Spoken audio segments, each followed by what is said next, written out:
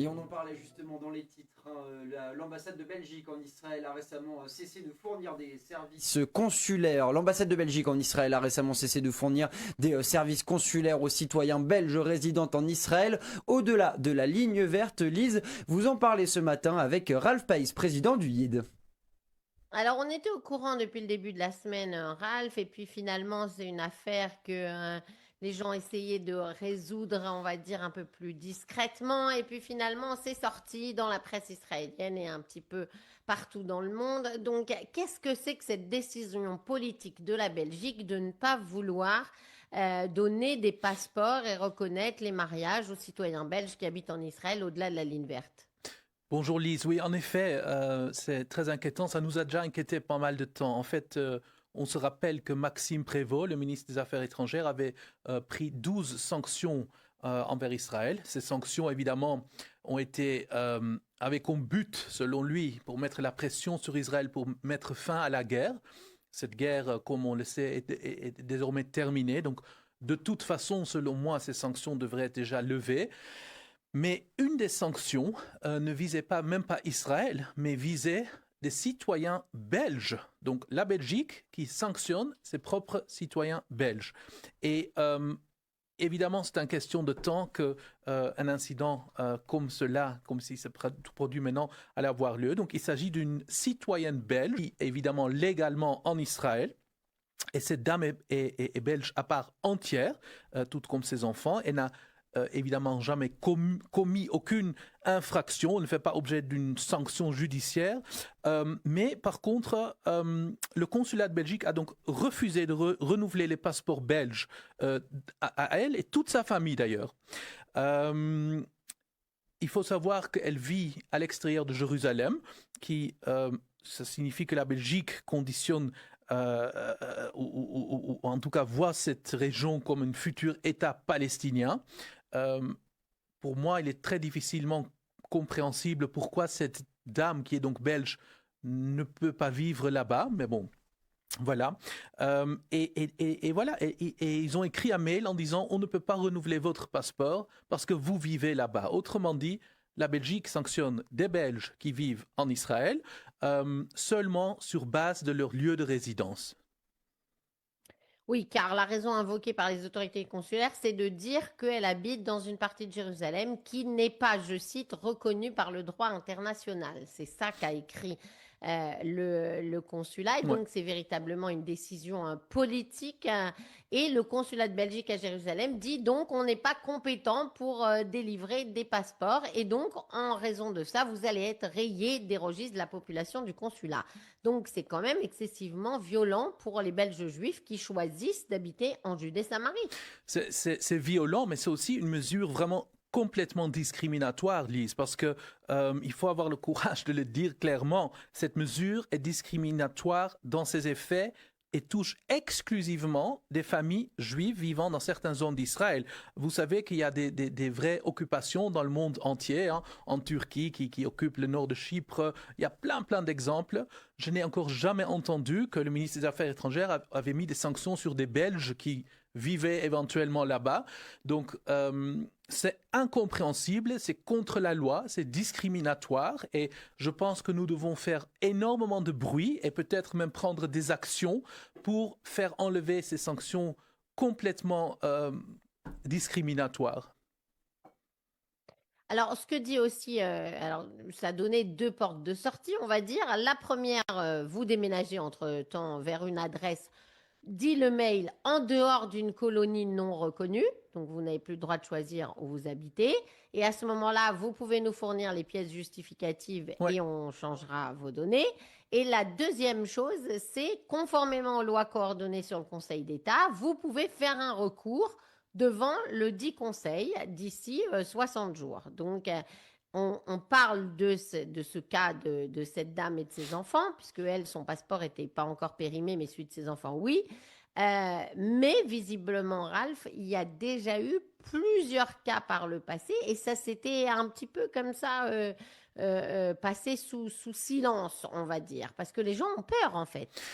Mais c'est normal, on traite donc maintenant des Belges qui vivent en Israël plus comme des Belges, mais on a un statut spécial pour eux, on les exclut en réalité, donc c'est hallucinant, extrêmement grave. Il faut peut-être aussi rappeler, Lise, que ces mesures ont été prises par le gouvernement actuel, qui, comme on le sait tous, il y a donc la partie désengagée du ministre des Affaires étrangères Prévost, il y a aussi les MR, il y a aussi la NVA dans cette coalition.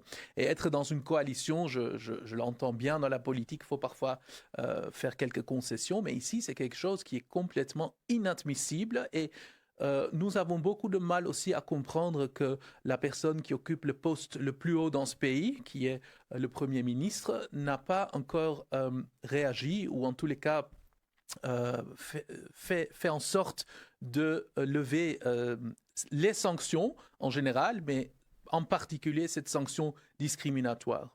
Des Juifs qui vivent à Judée n'auront plus droit à un passeport belge. Il y a qu'en Belgique, il y a ce genre d'histoire. D'ailleurs, c'est littéralement qu'en Belgique, parce que vous savez que des pays qui sont encore plus hostiles envers la Belgique, comme par exemple l'Irlande et l'Espagne, n'ont même pas pris ce genre de mesure. Il n'y a qu'en Belgique que cette sanction a été mise. Sanction qui est effectivement particulièrement injuste et qui donc n'a pas de sens en fait. Alors on a contacté l'ambassade de Belgique qui pour l'instant n'a pas voulu réagir.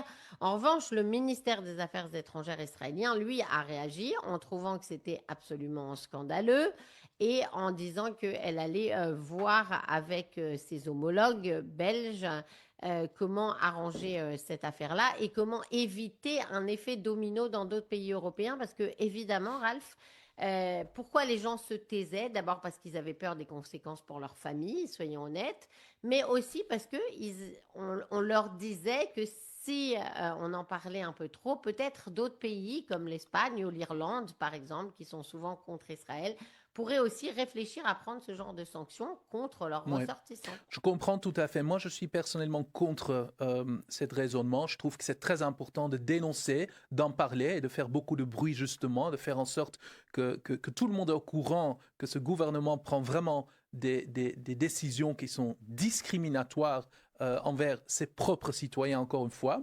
Et donc, je pense que les sanctions doivent être levées. Cette sanction est illégale et si ça ne sera pas résolu rapidement amicalement, il faudra peut-être prendre des mesures juridiques. D'ailleurs, nous avons pris un rendez-vous avec un conseil pour en parler parce que c'est absolument incompréhensible. Et il y a ce retour envers le Conseil d'État belge aussi pour contester cette décision qui peut être faite. Le ministère a écrit clairement « Nous considérons avec gravité le refus des services consulaires aux citoyens belges résidant en Judée-Samarie.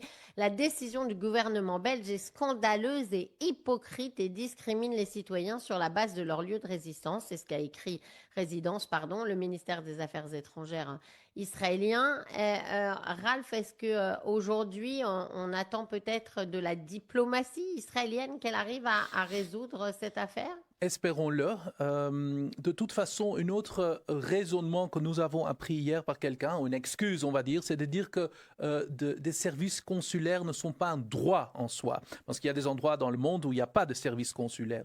Évidemment, là où il y a des services consulaires, comme c'est le cas ici, on ne peut pas commencer à faire des différences entre des personnes, entre des Belges, pour par exemple savoir où ils vivent. C'est leur droit, la Belgique n'a pas à se mêler dans ça. Ils ont un service consulaire et tous les Belges doivent avoir accès à cela. Mais en tous les cas, oui, j'espère que soit par une voie diplomatique, ça va se résoudre, mais connaissant le ministre des Affaires étrangères, Prévost, et encore une fois, comme j'ai dit tout à l'heure, il a pris ce genre de mesures nulle part ailleurs dans le monde qu'en Israël. Je me pose les questions, je ne sais pas, espérons que oui. Alors, on suivra évidemment cette affaire avec attention, puisque, comme on le disait, malheureusement, ça n'est pas la première fois, en fait, qu'il y a ce genre de dossier, et les gens ne savaient pas très bien quoi faire. Alors, finalement, ils ont un petit peu lâché prise, Ils n'ont pas forcément envie de payer des frais d'avocat pour récupérer un passeport. Ils se disent peut-être quand on viendra en Belgique, on pourra refaire notre passeport à ce moment-là.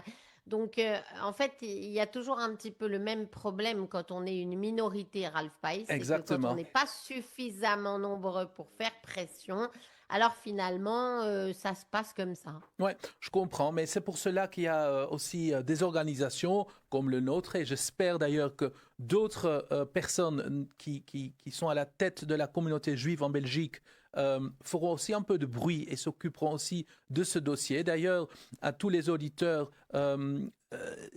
je conseille d'écrire un email au Premier ministre et au ministre des Affaires étrangères si vous aussi, vous n'êtes pas d'accord avec ce genre de sanctions discriminatoires, parce que ça peut aussi aider. Donc, on va miser partout, Lise, et on va essayer de faire enlever ces sanctions. Eh bien, on suivra effectivement cette affaire sur cette antenne. Merci beaucoup, Ralph Pais, directeur du YID, d'être venu dans nos studios à Bruxelles pour parler de ce scandale qui concerne particulièrement tous nos auditeurs belges et israéliens. Bonne journée à vous. Shabbat Merci. shalom. À Shabbat bientôt. shalom. Au revoir.